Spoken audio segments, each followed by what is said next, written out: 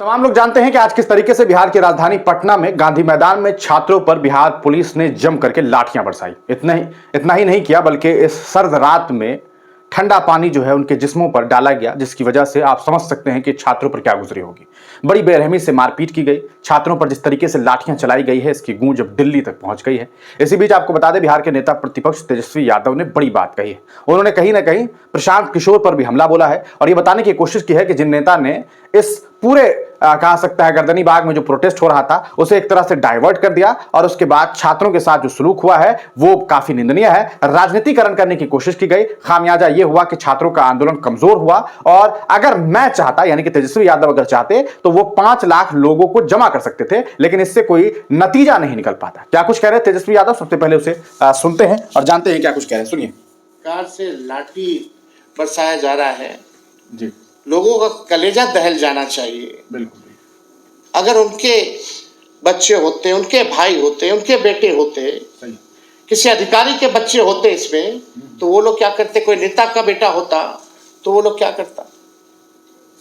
आज कलेजा जो है दहल गया वीडियो देख करके, जिस हिसाब से पुलिस के लोगों ने माननीय मुख्यमंत्री जी के इशारे पे पिटाई की गई। और आप सब लोगों को हम बताना चाहेंगे कि जो शांतिपूर्ण तरीके से जो धरना था, जो भूख हड़ताल थी, उसकी ताकत कुछ और थी। इस बीपीएससी के आंदोलन को कुछ लोगों ने गुमराह करने की कोशिश की है। हम भी चाहते तो आप लोगों को बोलते आओ गांधी मैदान, अपने एक कॉल पे 5 लाख लोगों को हम बुला देते, लेकिन उसका हल नहीं निकलना था।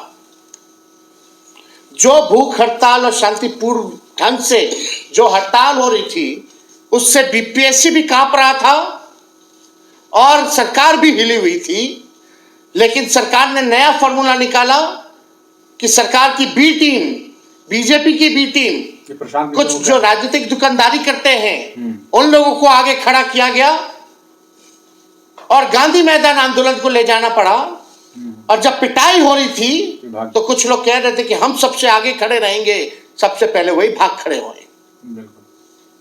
यह आंदोलन को खत्म करने की साजिश है।